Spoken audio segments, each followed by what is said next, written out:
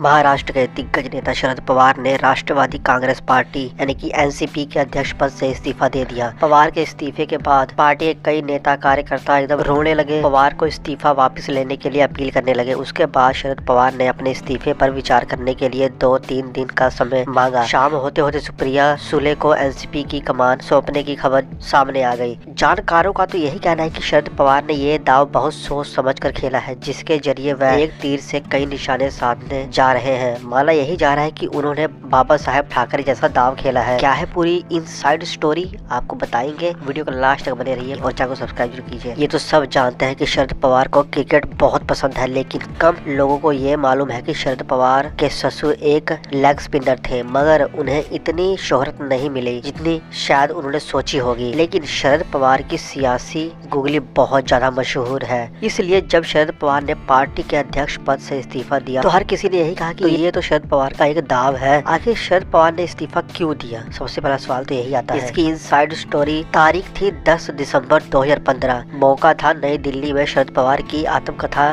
के विमोचन का, जिसमें प्रधानमंत्री नरेंद्र मोदी ने शरद पवार की खूब तारीफ की थी। पीएम ने कहा था, आज शरद पवार जीवन देखते हुए लगता है कि जहाँ भी उनकी नजर गुजरेगी सब और लोग उनको सलाम ही करेंगे। प्रधानमंत्री मोदी का भाषण खत्म होने से पहले शरद पवार के बारे में सबसे अहम बात करनी बहुत ज्यादा जरूरी है। उनसे बड़ा सियासी मौसम वैज्ञानिक देश में कोई दूसरा नहीं है। वह बहुत अच्छी तरह से भाप लेते हैं हालातों को। पीएम मोदी ने कहा था कि शरद पवार में किसान वाली क्वालिटी भी है। जैसे किसान को मौसम का अंदाजा जल्दी हो जाता है, वैसे ही शरद पवार भी आने वाले लम्हों का अंदाजा बहुत जल्दी लगा लेते हैं। शरद पवार ने अपने इस गुण का राजनीति में बहुत अच्छे से उपयोग किया है। राजनीति की हवा किस ओर चलेगी ये आपको जानना है तो शरद पवार के साथ जरूर बैठिए। तो ये थे पीएम मोदी के पूरे बोल जो उन्होंने शरद पवार के लिए बोले थे। प्रधानमंत्री ने ऐसा क्यों कहा था कि इसका थोड़ा बहुत अंदाजा देश को 2 मई 2023 को लगता है, जब शरद पवार का एक बड़ा राजनीतिक विस्फोट सबके सामने आता है। चंद मिनट के बयान में पवार एनसीपी अध्यक्ष की अपनी 24 साल की पारी के खात्मे का ऐलान कर देते हैं। ये तारीख एनसीपी के इतिहास का सबसे बड़ा दिन माना जाता है। पवार के इस्तीफे से हर कोई हैरान रह जाता है।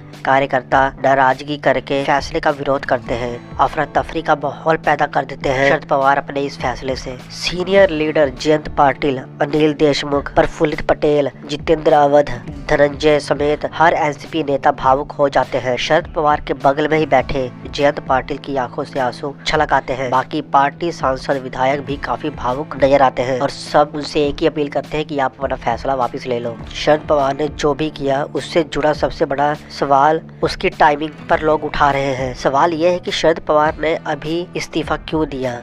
उन्होंने सच में इस्तीफा दे दिया या फिर ये सब कुछ पहले से ही तय था। ये एक स्क्रिप्ट थी जो इन्होंने फॉलो की है। कम से कम एनसीपी नेता प्रफुल्लित पटेल इसका जवाब ना में देते हैं। वो कहते हैं कि ऐसा कुछ भी तय नहीं था, लेकिन शरद पवार अगर कुछ करें और उसका कोई मतलब ना ऐसा हो ही नहीं सकता। इस सवाल की सबसे बड़ी वजह को समझने के लिए आपको जानना जरूरी है। इसके बारे में आपको बहुत पहले मालूम पड़ जाना चाहिए था। 17 अप्रैल 2023 को शरद पवार की बेटी सुप्रिया सुले ने कहा था कि 15 मई में महाराष्ट्र की राजनीति में 2 बड़े विस्फोट होंगे। इसके ठीक 10 दिन बाद यानी कि 27 अप्रैल को शरद पवार ने कहा कि रोटी सही समय पर ना पलटे तो कड़वी हो जाती है। रोटी पलटने का सबसे बेहतर वक्त आ गया है। ये दोनों बयान जिस तरह और जिस तरफ संकेत कर रहे थे वह हमको कल देखने को मिल गया। सबसे बड़ी बात, शरद पवार के बाद जिस तरह सुप्रिया सुले और अजीत पवार हॉल में सभी को शांत कराते हुए नजर आए, उससे ये बात साफ हो रही है कि शरद पवार के दोनों राजनीतिक वारिसों को इस बारे में पहले से ही मालूम था। अजीत पवार ने कहा, नए चेहरों को आगे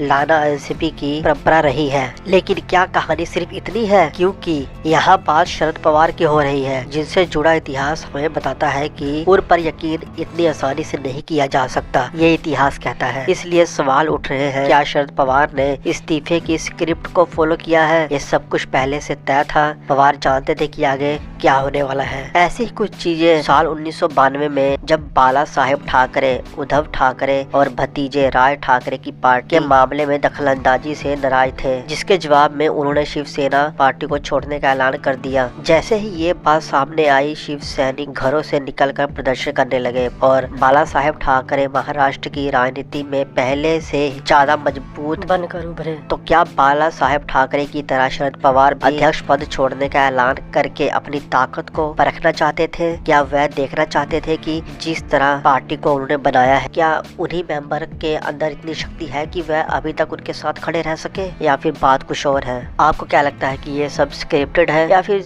जस्ट हो गया? जो भी विचार है कमेंट करके बताइए। बाकी हर तरह की खबर प्राप्त करने के लिए हमारे चैनल को सब्सक्राइब जरूर कीजिए। मिलेंगे नेक्स्ट वीडियो में। जय हिंद।